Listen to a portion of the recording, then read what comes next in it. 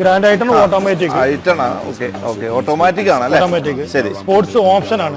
Sports option എന്ന് പറഞ്ഞു കഴിഞ്ഞാൽ പുഷ്പട്ട സ്റ്റാർട്ട് വരും, ബോട്ടം മിറർ വരും. ഓക്കെ 2014 മോഡൽ വണ്ടിയാണ്. 35,000 കിലോമീറ്റർ സെക്കൻഡ് ഓണർ വണ്ടി. 35,000 ഓടിയിട്ടുള്ളൂ.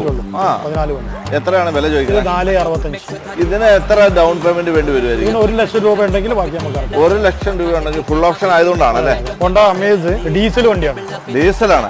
ഡീസലിന് ഫുൾ ഓപ്ഷൻ വണ്ടിയാണ്. 2021 48,000 കിലോമീറ്റർ സിംഗിൾ ഓണർ വാഹനമാണ്. മൈലേജിന്റെ രാജാവാണ്.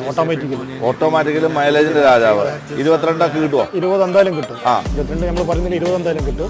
11,65,000 രൂപയാണ്. 11,65,000 അവൈലബിൾ അല്ല. വണ്ടി ഇപ്പൊ ഇനി അവൈലബിൾ അല്ല. ഡീസൽ അവൈലബിൾ അല്ല. മാർക്കറ്റിൽ കുറച്ച് വില കൂടുതലാണ് വാഹനം. ചോദിച്ചു വരുന്ന ആൾക്കാരുണ്ട്. ഇതിനൊരു ഡൗൺ പേയ്മെന്റ് എത്ര വേണ്ടി വരും?